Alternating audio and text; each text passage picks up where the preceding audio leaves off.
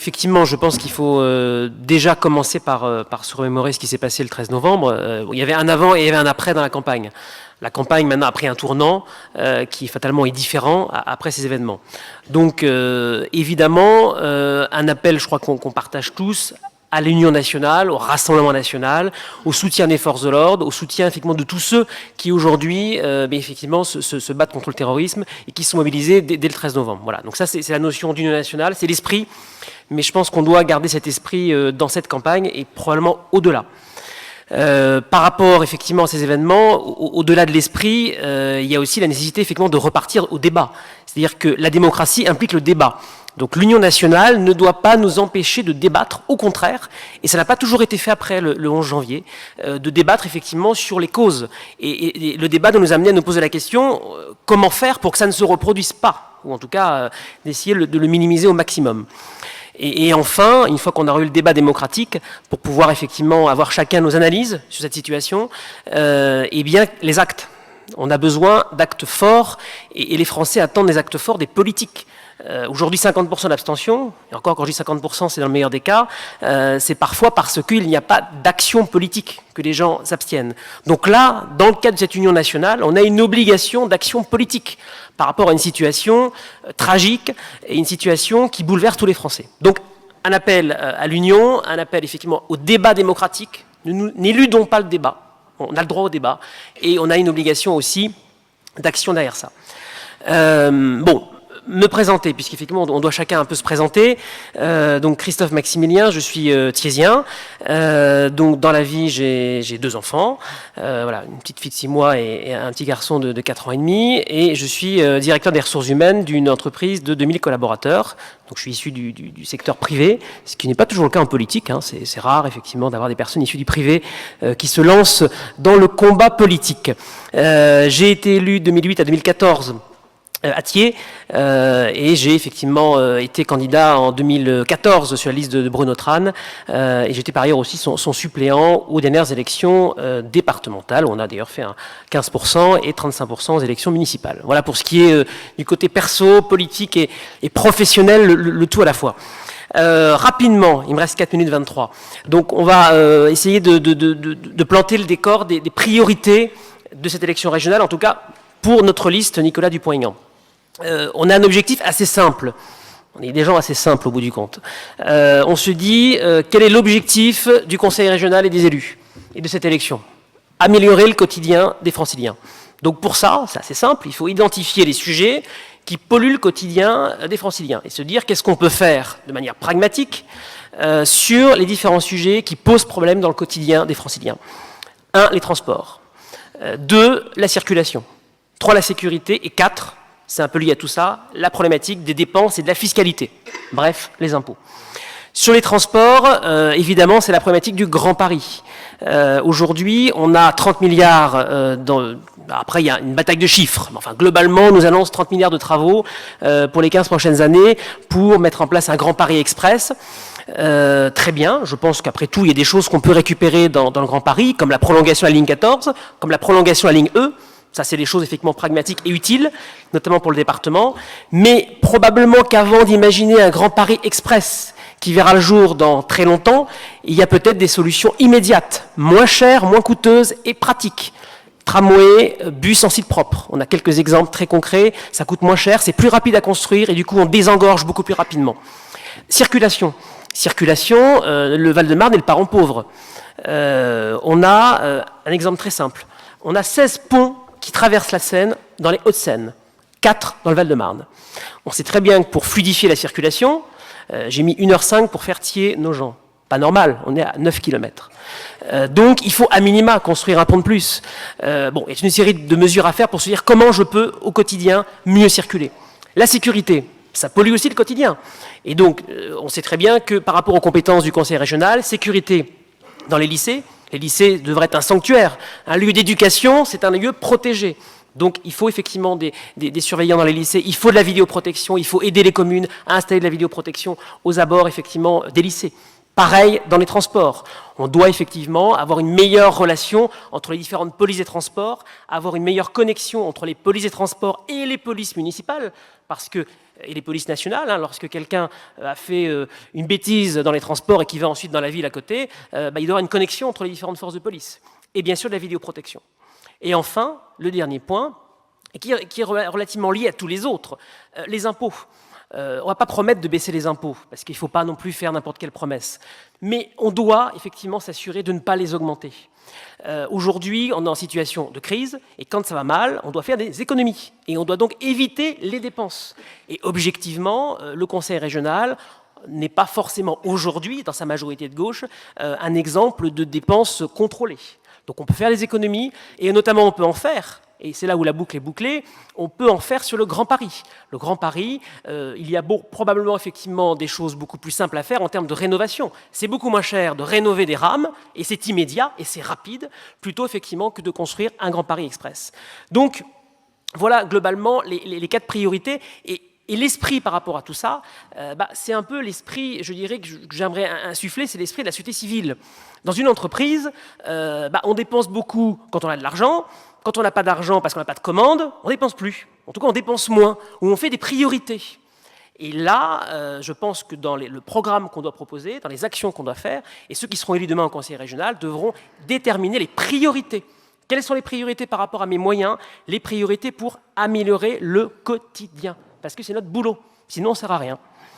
Voilà ce que je peux vous dire en termes de grands axes. C'est vrai que par rapport aux différentes interventions, naturellement, celle qui m'a le plus interpellé, c'est celle de M. Julien Drey, par définition, puisque c'est vrai, on l'a déjà dit, mais le représentant de l'exécutif n'est pas là pour que l'on puisse discuter avec lui du bilan de la région. C'est vrai que c'est assez effarant, et lorsqu'on nous dit qu'il y a une pause dans la campagne, c'est un peu facile venant du Parti socialiste, puisque M. Bartolone, tout à fait, mais bon, c'est mieux généralement quand c'est le chef qui vient en personne.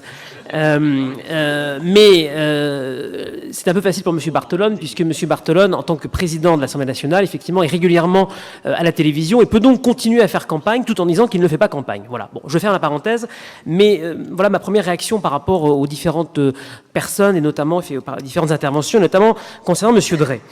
Moi, ce qui m'interpelle par rapport effectivement à tout ce qui a été dit, je pense que l'essentiel, si on revient sur quelques points, notamment sur le Grand Paris. Le Grand Paris, il ne faut quand même pas se tromper de débat. Si aujourd'hui, on est en train de se poser la question de qu'est-ce qu'on fait pour les transports en termes de Grand Paris, c'est parce que, j'ai entendu M. Cerne qui disait tout à l'heure, on a récupéré il y a 10 ans un réseau en mauvais état. Bon. Vous avez récupéré de l'État un réseau en mauvais état. Je constate que 10 ans après, la région n'a rien fait et que le mauvais état est toujours là. Donc, la vraie question qui se pose, si aujourd'hui on parle du Grand Paris et qu'on parle d'investissement pharaonique, c'est parce que la gauche qui dirige la région depuis 1998 n'a pas fait ce qu'il fallait. Je pense qu'il faut quand même le dire très clairement. Ensuite, concernant, je dirais, notre marque de fabrique. Quelle est notre marque de fabrique avec Nicolas Dupont-Aignan? C'est que nous, on est une liste composée de personnes libres et indépendantes. On n'a pas effectivement, on n'est pas féodé à quoi que ce soit. On sait globalement où on va. Et notre composition de liste, c'est des gens de la société civile et des élus de terrain. Et je pense qu'aujourd'hui, si on veut pouvoir prendre des mesures de bon sens et éviter de s'envoyer toujours la balle, c'est la faute d'un tel ou c'est la faute d'un tel, et prendre des décisions pragmatiques, parce qu'au bout du compte, les transports sont ni de droite ni de gauche, les transports, il faut qu'ils fonctionnent bien. Eh bien, il faut des gens de bon sens. Et c'est aussi la raison pour laquelle on a la liste des usagers de Jean-Claude Delarue qui nous a rejoints. C'est pas une liste politique, c'est une liste d'usagers, c'est une liste citoyenne. Donc globalement, je pense, et nous le pensons avec Nicolas Dupont-Aignan, que notre différence, tout en ayant un cap politique très clair, on sait où on va, on a des convictions, on est gaulliste, eh bien c'est de dire que cette indépendance et cette liberté de ton, elle est essentielle pour prendre les vraies décisions. Alors après, je pense qu'il faudra aussi revenir, je ne sais pas comment le débat se passera, sur les sujets économiques, sur les sujets liés à la formation. J'espère qu'on pourra également en débattre. Mais voilà les grandes différences, je dirais liées à la composition de la liste, liées à l'esprit des personnes qui composent la liste, et notamment par rapport au Grand Paris, qui est un sujet souvent évoqué. On va essayer d'être précis et pragmatique par rapport aux 3 questions qui ont été posées. Donc monsieur, vous posiez une question donc par rapport aux gares et par rapport à la notion d'urbanisme et de ZAC. Alors précisément sur ce sujet, moi je suis allé avec Nicolas Dupont-Aignan rue Roger Salengro sur le tracé de la ligne 15 à Champigny. D'ailleurs, on a rencontré un certain nombre de commerçants qui vont être expropriés, et on a quand même eu des échanges assez constructifs. La vérité, et d'ailleurs je ne suis pas tout à fait d'accord du coup avec M. Bourse-Provence sur ce point-là, la vérité, c'est que précisément, là où il y aura des gares, vous avez raison, il y aura des ZAC, et typiquement, si je prends le cas de Champigny, qui est un habitat plutôt populaire et modeste, il ne faut pas rêver, cet habitat populaire et modeste va disparaître. Et va être mis en place, au contraire, un habitat plutôt d'un standing bien supérieur. Donc, la vérité, c'est que le Grand Paris Express, les ZAC et la densification urbaine qui sera faite autour des gares va plutôt générer un accroissement en termes de standing du logement. Il va donc effectivement faire que les populations les plus modestes vont devoir aller encore plus loin, grande couronne, voire province. Et c'est un mouvement continu. Les gens de Paris vont vers la petite couronne vers la grande couronne. Donc, ces ZAC, demain, vont déstabiliser l'équilibre en termes de logement. Deuxièmement, par rapport à la question de M. Cern, M. Cern dit on ne peut pas stopper les travaux de la ligne 15. Si, on peut les stopper. Et d'ailleurs, ils sont relativement... On est au début de ces travaux. Et on peut les stopper pourquoi?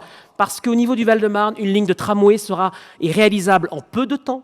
Elle permettra du coup de désengorger beaucoup plus rapidement le département, alors que la ligne 15 sera en service dans des années. Et nous, ce que nous voulons, c'est rapidement des solutions rapides, légères, peu coûteuses, pour que les gens puissent effectivement, et monsieur avait raison, il faut des rocades. Mais il faut des rocades qu'on puisse faire rapidement et dans des coûts corrects. Ensuite, il y avait une question sur les cumulards et la société civile. Bon, je pense être un bon exemple de non-cumulard et de représentant la société civile. Donc ça se passe, je pense, de commentaires là-dessus. Enfin, le logement. Alors le logement, oui, il faut du logement social. Oui, nous sommes pour le logement social. Il faut respecter les 25%. Mais par contre, le logement social n'est pas une fin en soi. Et donc, on doit aussi inciter les gens, au-delà du logement social, qui est essentiel pour les plus modestes de nos compatriotes, il faut aussi inciter la possibilité à devenir propriétaire. En Île-de-France, 47% de propriétaires. Ailleurs, dans le pays, 60%. Pourquoi? Parce qu'effectivement, c'est difficile de pouvoir acheter son bien en Île-de-France. Et donc, l'accession à la propriété, l'accession sociale à la propriété est un vrai sujet. La possibilité, effectivement, de générer des taux, des prêts à 0%. La région doit pouvoir s'engager sur ces sujets-là. Et également, qui dit logement dit équilibre social. Et nous considérons que passer les 35%, nous voulons respecter les 25%. Il ne s'agit pas de dire qu'il ne faut pas de logement social. C'est démagogique. En revanche, quand on atteint 35%, on doit dire là on arrête.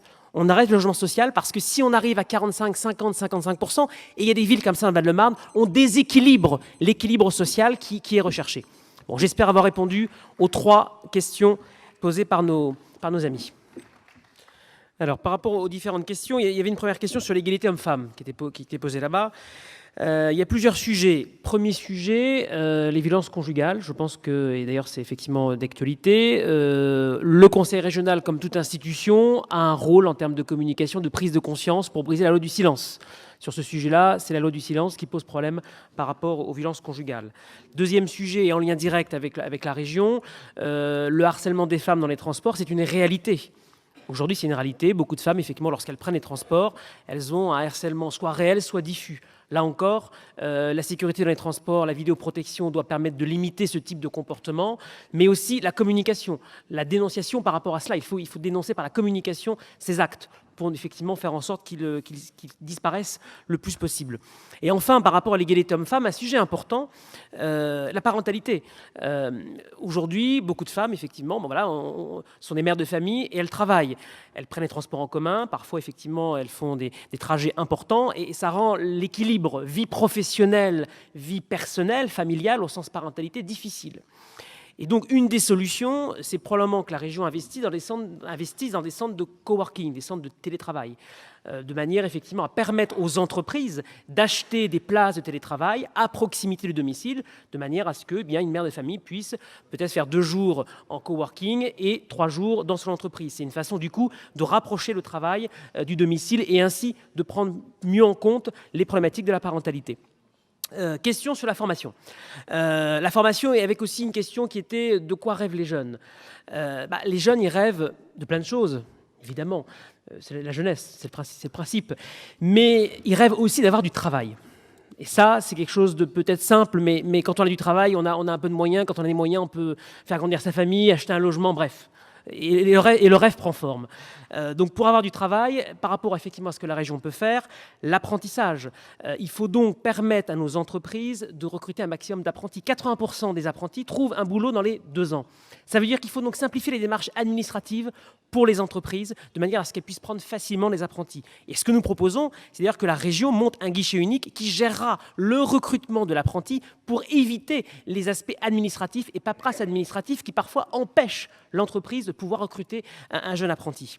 Et enfin, également, il faut que les entreprises puissent effectivement créer de la richesse. Et donc, ce qu'on veut aussi par rapport aux PME-TPE, c'est aussi un guichet unique pour pouvoir effectivement leur donner un maximum de conseils, tant en droit du travail qu'en fiscalité, pour leur permettre d'être un petit peu débarrassés de choses qui parfois les empêchent justement de pouvoir créer de l'activité, créer de la richesse. Concernant comment on finance je finirai par là, 8 secondes, comment on finance notre programme, nous c'est assez simple, on fait déjà 15 milliards d'économies sur le Grand Paris, donc effectivement c'est assez clair. Et enfin, je pense qu'il faudra revoir l'ensemble des subventions aujourd'hui données par la majorité socialiste, parfois des subventions à des associations amies qui sont discutables. Alors bon, la conclusion, le principal axe de conclusion, c'est pourquoi 50% d'abstention. Et je pense que pour faire en sorte qu'un peu plus de Français votent, il faut de la mesure et il faut surtout des choses concrètes.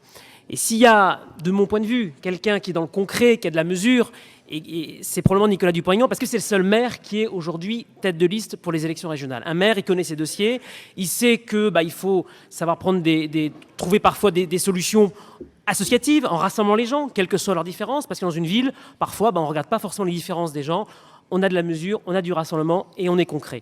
Et donc, je pense que Nicolas Dupont-Aignan est dans cette logique-là et que notre liste libre et indépendante, qui n'est pas une liste qui fera des tripatouillages, s'il y a bien quelqu'un qui est libre, qui dit ce qu'il pense, c'est bien Dupont-Aignan. Je pense qu'on peut ne pas être d'accord avec lui sur un certain nombre de sujets nationaux, mais on peut au moins lui reconnaître d'être quelqu'un qui a une ligne politique et qui dit ce qu'il pense. Enfin, autre sujet important, et on ne l'a pas dit, on parle des élections en Île-de-France. L'Île-de-France, c'est la région capitale. C'est une région qui est regardée par toute la France, mais par toute l'Europe également. Et donc, il est important d'avoir une ligne politique claire. Et je pense que nous avons, nous, gaullistes, une ligne politique claire. Là encore, on est d'accord, on n'est pas d'accord, mais on ne peut pas diriger l'Île-de-France sans ligne politique claire et précise. Enfin, je terminerai sur notre slogan. Notre slogan, c'est « Ne vous laissez plus faire ». Et derrière ce « Ne vous laissez plus faire », j'aimerais quand même vous interpeller sur les fractures de plus en plus nombreuses en Île-de-France. Les Parisiens, parfois intramuros, ont une vision très, très parisienne, et il y a de plus en plus de personnes qui effectivement se sentent exclues. Petite couronne, grande couronne. Au sein même d'ailleurs du Val-de-Marne, on a des différences entre la petite ceinture et les gens qui sont au plus loin dans le plateau briard. Donc il faut ressouder cette région. Il ne faut pas avoir une vision purement parisienne. C'est essentiel et c'est comme ça qu'on aura effectivement cette capacité pour avoir une région qui soit forte. Et enfin, je terminerai par un peu d'humour. Je vais donner une carte, la carte du Val-de-Marne, parce que comme M. Drey n'était pas là et que c'est un parachuté électoral, je pense qu'il ne doit pas connaître, il ne doit pas savoir comment se rendre à Nogent-sur-Marne. Et donc, je vous propose de donner la carte du Val-de-Marne, parce que je pense qu'il faut un peu d'humour quand même, pour qu'il puisse savoir où est Nogent-sur-Marne. Je vous la donne, Madame Dubois.